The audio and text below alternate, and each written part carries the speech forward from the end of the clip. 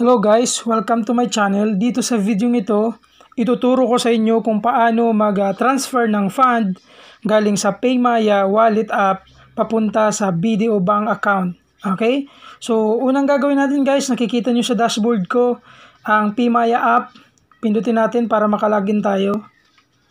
Okay yan, nakalagin na ako guys. So, paano nga ba maglipat ng fund? Okay? So, ang kailangan mo lang, dapat meron kang account number ng bangko or BDO account number na padadalan mo. Okay, sa tutorial na ito, ang padadalan ko ay ang aking bank account number. Okay? So, pipindutin natin itong bank transfer. Nakikita nyo guys, ito. Bank transfer. Ayan. So, pipili tayo ng bank name. Ayan, hanapin natin BDO Unibank. Okay? So, lalagay natin dito 2,500. Okay? Then,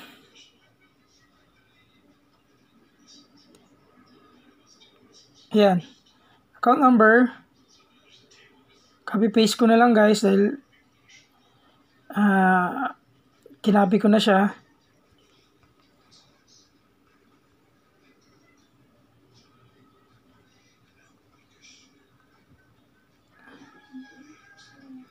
Yan.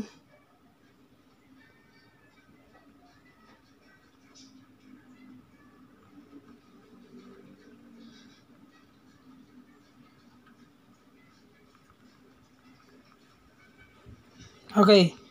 Then continue.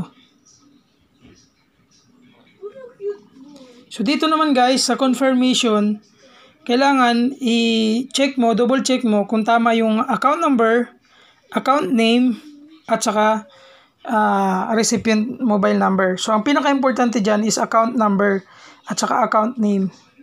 Okay, so, na-double check ko na. Tama naman yung account number at account name. So, isend na natin. Okay. So, hihingan ka palagi ng one-time PIN na kung saan nakalink sa yung mobile number. So, automatic, dahil naka-insert naman yung SIM card ko dito, automatic na-fill siya ng account PIN, one-time PIN na pinadala sa akin. Then, proceed na tayo. So, ayan. Sabi dito, processing money transfer transaction. Ayan. So, pasok na po siya. Then, i-check natin sa aking bank account kung pumasok na nga yung transfer kong fund. Okay, so, ayan, wala na siya guys. So, check natin sa aking bank account, sa BDO.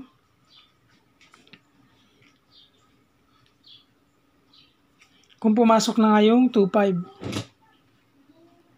Okay, login tayo ng through QR code.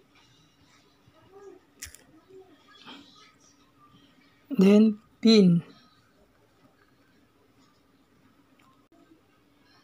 So, ayan guys, pumasok na siya. So, pumasok na siya guys. Okay, kasi 300 plus lang balance nito. Ito. Ayan, running balance nito. So, pumasok na yung 2,500 kaya ang balance na ay 2,800. Ito. Okay, so maraming salamat guys sa panonood. Huwag kalimutang mag-subscribe at i-click ang notification bell para sa mga susunod kong upload ay ma-notify ka. Maraming salamat and God bless.